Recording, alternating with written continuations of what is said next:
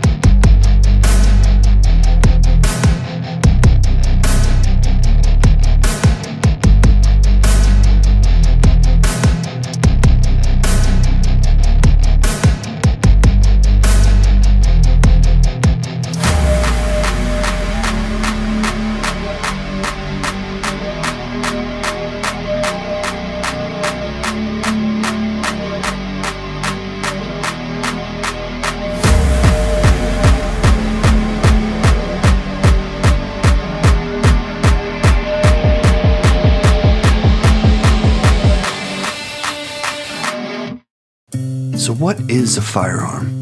Well, ATF says any weapon which will or is designed to may readily be converted to expel a projectile by the action of an explosion. Translated, boom, make thing go pew. But if you've seen any of my videos, you know I like to go all the way to the beginning. So for the sake of this video, we're gonna say a firearm is any weapon that uses fire.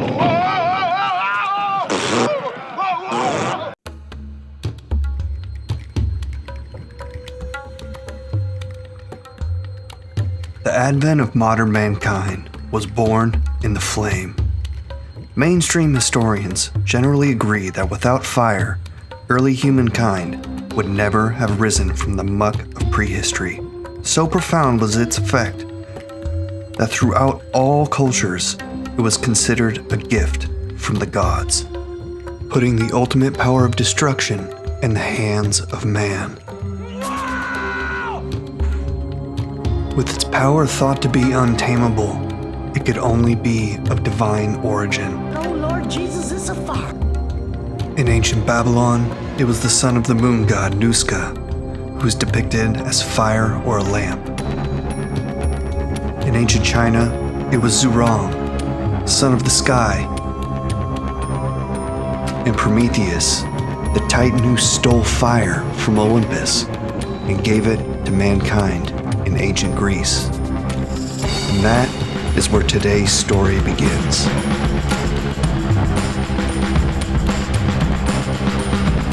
In late 5th century BCE, two city-states were in the throes of a vicious war. Those cities were Athens and Sparta, with violent clashes lasting for years and devastating both cities.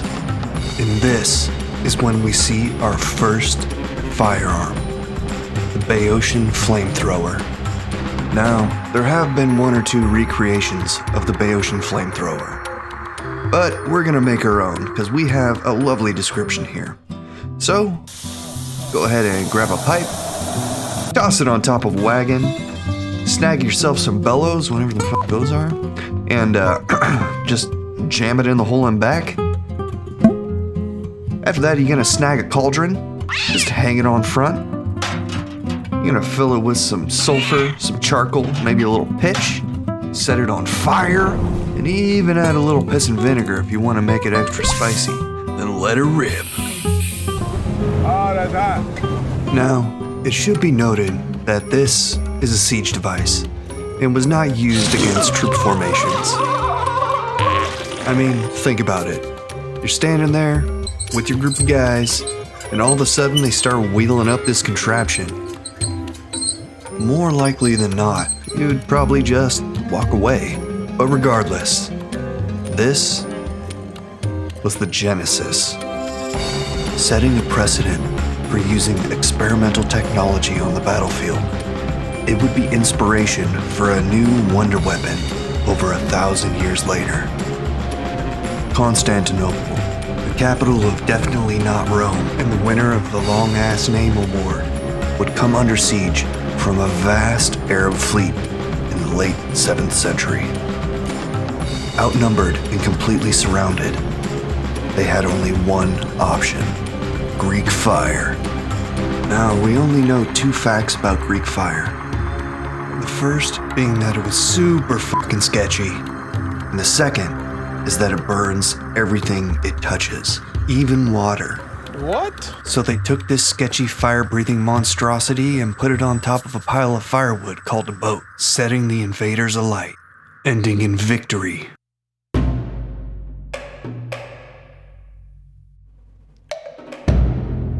A couple hundred years later, in China, during the Tang Dynasty, widely considered to be China's golden age, it was a time of unprecedented growth and harmony. And its emperor wanted to live forever. I mean, who wouldn't? So he sent a call out to every scholar and alchemist in the land to make him an elixir of life. And they actually did it. Just kidding, they failed miserably.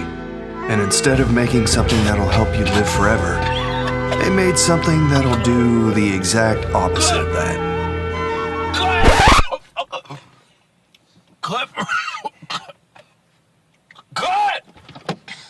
Allow me a moment to explain.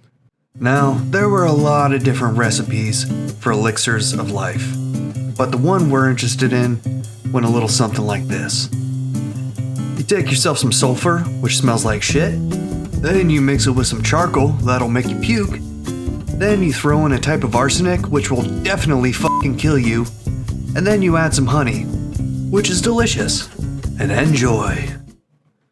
It'll also make your testicles fall off. What makes this particular recipe special was a little footnote that they added into it. It was to be careful when heating up all of your ingredients, unless you wanted to burn your face off. Now that has potential. And that elixir that they thought would make them live forever, well, they found a new use for it. They found out you could use it and make grenades. Or you could make a cannon. Or you could make a cannon that shoots grenades. Or you could set a cow on fire. Wait, really? Why the fuck would you do that? Anyways, we're here to talk about something else. The fire lance. Little more than a tube tied to a spear and jammed full of explosives. It was extremely effective at deterring the enemy. Whether it be showering them with sparks, clouding them with noxious gases, or even jamming a bunch of crap into the tube just to shoot a bunch of shrapnel. Or you could surrender your weapon to the enemy pointy end first. They even had a version that was just little more than bamboo jammed onto the end of a stick, meant as a disposable one-time use weapon. It only exploded in your face, kinda most of the time, maybe. But regardless, this is our first real firearm. And just in time, because the golden age of peace and prosperity in China was shattered. Surrounded on all sides by nomadic steppe warriors, as well as massive infighting, the stage was set for firearms to change the world. Whether it is through trade, a common enemy, or even aliens, People witnessed this. black powder managed to make its way out of China, over the Himalayas, through the eastern steppes, across an ocean of sand, around the Mediterranean Sea, and into Europe. And it's there that its true potential for destruction is unlocked. At this point, black powder had a few problems. First being that when you were marching, the powder tended to separate into different layers, meaning you'd have to shake it up before you put it into your cannon or whatever the fuck you're putting it in. So, they rolled it into balls. Balls. But then they would have to smash it into powder themselves, which also requires balls. And not much later, it reached its final form in pellets, which not only made it easier to travel with, it made it easier to maintain and more resistant to moisture and other stuff, and also maintaining a level of consistency that you just hadn't seen before.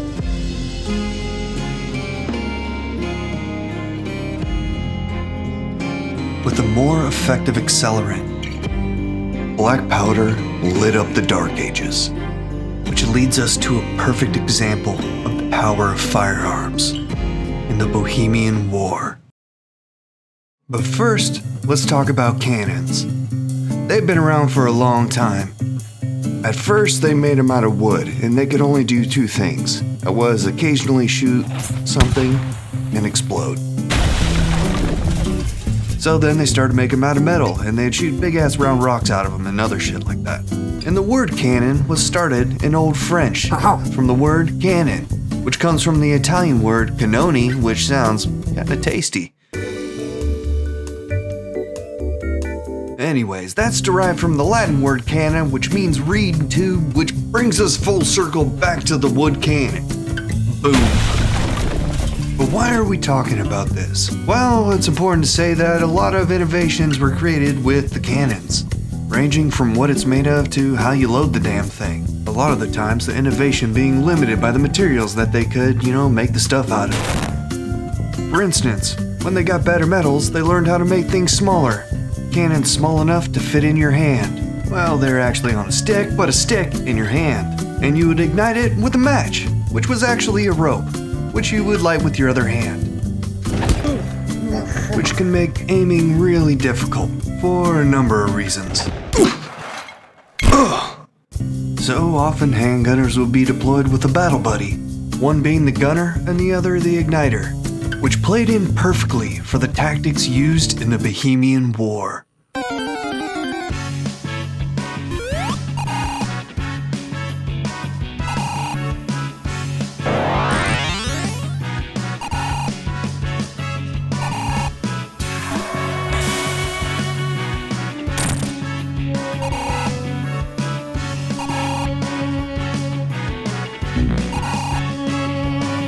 Pop quiz. How do 400 peasants defeat all of Christian Europe? Time's up. Firearms. That and a bunch of pimped out wagons formed into a mobile fortification and absolutely loaded to the gills with pissed off Czechs. You see, at this time it was believed that wars were decided by heavy cavalry. Our cavalry will ride them down like grass. Usually consisting of highly trained professional soldiers, equipped in some of the best gear that money could buy, essentially creating a pay-to-win scenario. It was effective as it was expensive. That was until cannons shot a big fucking hole right through that tactic. Using a barrage of cannon fire to force a charge from the cavalry, they were able to force them into the kill zones that they had prepared with their wagons.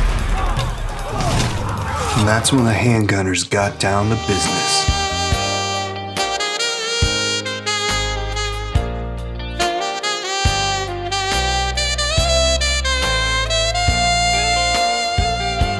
Awkward, is what someone probably thought. So they added a lever, making it less awkward for one person to operate the hand cannon. And I missed! Anyways, this is our first trigger. Sort of. That was until someone came up with the lock. No, not that. A lock is a mechanism where you pull a thing and it does something to another thing. Very scientific, I know. In this case, the lock lowers the match, so they called it a matchlock.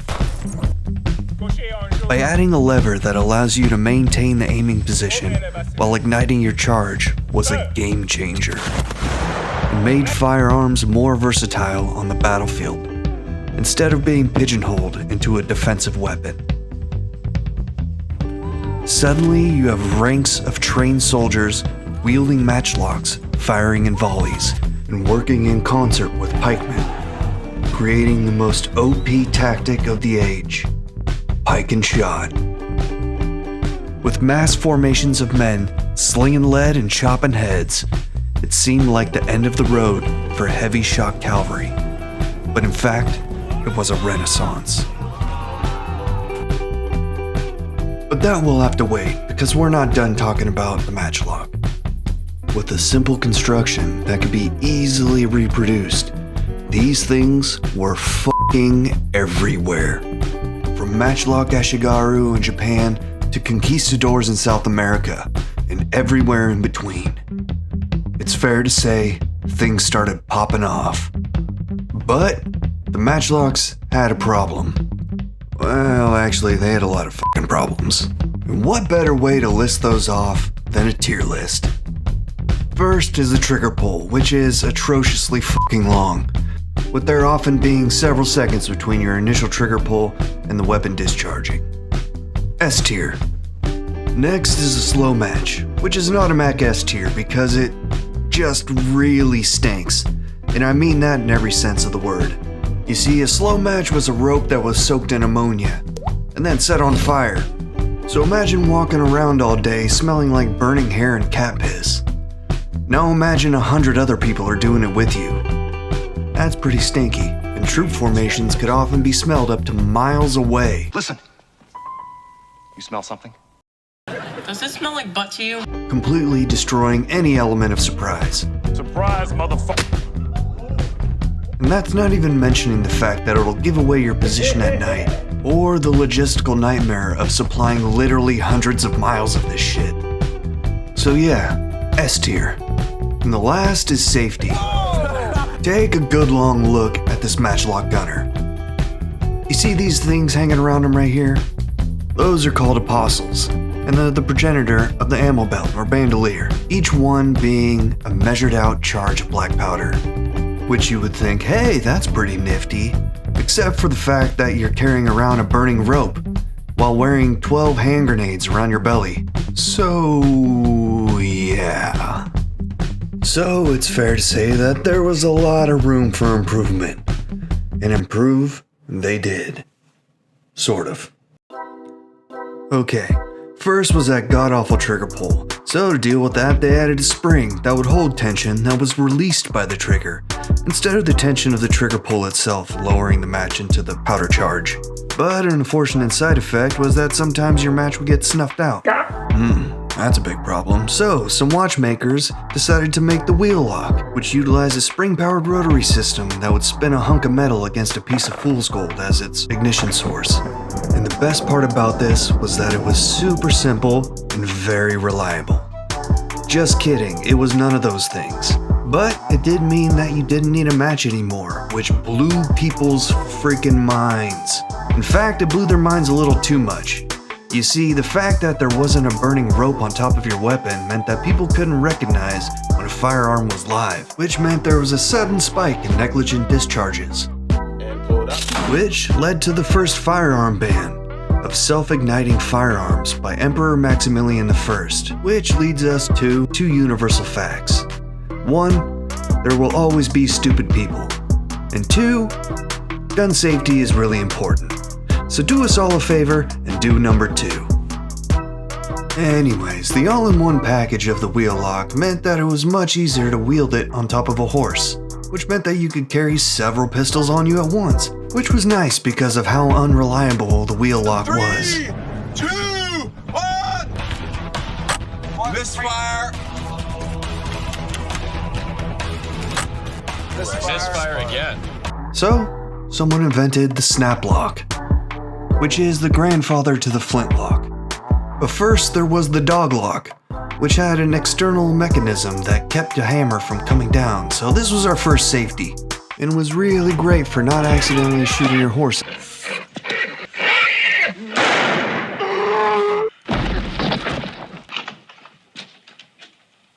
Holy But came redundant with the introduction of the flintlock, with a reliable all-in-one package of an ignition system, including a protective covering for your powder charge and a half-cock system for safety. This is a firearm that truly conquered the world.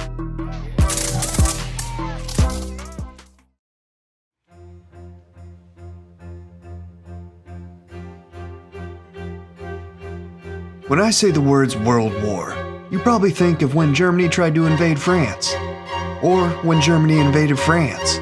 But what you really should be thinking of is when Prussia, which is Germany, invaded Saxony in the 7 Years' War. Where Europe essentially tried to eat itself, the British Empire became a thing, and the total cost of the conflict brought a level of poverty and taxation that led to the rise of modern democracy. Oh yeah, and a little guy named Napoleon. One of the great masters of war and arguably the greatest general that ever existed. And if you don't agree, then tell me why the entire world decided to declare war on him. Not his country, him. With his innovative tactics, with the mass conscription of an entire generation of Frenchmen, armed with flintlock muskets, and an insatiable bloodlust, leading the world into modern warfare, and leaving behind a wake of death and destruction that define the world we live in today. All this from a man who ultimately lost. Which begs the question, what if he had won? Well, it turns out that definitely could have happened. You see, in 1805, there's this guy named Alexander Forsyth, and he invented a new compound, which we call impact powder. You see, at this point, the primary weapon of a foot soldier was still a flintlock musket. But a major drawback was that you had to close your eyes when you were firing your weapon, which makes aiming a little difficult. But with an impact powder, greatly reducing the amount of sparks that are flying into your fucking face, it allows the shooter to keep their eyes open when discharging their weapon. Napoleon took one look at this game-changing innovation, thought about it for a second, and said, hard pass. You see, it required 2 different powders, and logistically that was just too much for Napoleon. But in hindsight, maybe he should have been more considerate. Anyways, despite that, Forsyth was able to create a working prototype, and even make a copyright. But regardless, he was unable to obtain a government contract before his death. But that's not important because his mark had already been made. Because in 1812, an Englishman named John Samuel Pauly, who actually lived in Scotland, but was probably Dutch, but maybe born in France. Anyways, he lived in Scotland, which looks like this, which can make using a flintlock really difficult. If you want to shoot it, that is. So, he invented an entirely enclosed system that utilizes the impact powder created by Forsyth, leading to a new spin on an old idea, the cartridge, encased in paper, including the ignition source, the fuel, and the projectile, which would end up being a key component in an invention from one of Pauly's apprentices, the needle fire rifle, invented by Nicholas von Dreyse, with a breech-loading design which we recognize as a bolt-action rifle, and maximize the effectiveness of rifling, which greatly improved the accuracy of your firearm. But it had existed for some time, so we're just going to move past it. And meanwhile, on the other side of the world, in America, a man named Joshua Shaw improved on an existing design, creating the percussion cap, which was made famous by its extensive use in the American Civil War, which is another story entirely on its own. But it did lead to an entirely new technology, the repeating firearm, which started out with this, the superimposed musket, where the hammer would slide along the track and you could incrementally ignite your charges, which eventually led to a preloaded rotating cylinder, like with this, the pepper box pistol, which was ridiculously heavy, but effective, allowing the user to fire multiple rounds in rapid succession without reloading, which eventually led to the revolver. But when you're thinking about the origins of a repeating firearm, your mind should only go to one place: the Gatling gun. When paper cartridges eventually gave way to metal, this 10-barreled rapid-fire monster changed the face of warfare. And with the introduction of a top-mounted, gravity-fed magazine, allowed for quick reloads, giving new meaning to the phrase force multiplier. That was until a wizard came along named Maxim and invented a little thing called the machine gun, small enough that it could be carried by a single trooper or mounted on a wide variety of vehicles. This particular piece of hellfire defined a century of global conflict, spawning a trend of firearm designs that allowed machine guns to get smaller and smaller and still pack the same punch. From recoil-powered to gas piston-driven to electrically powered rotary cannons of today, which spit out up to 4,000 rounds per minute. It's fair to say, firearms have never been more effective.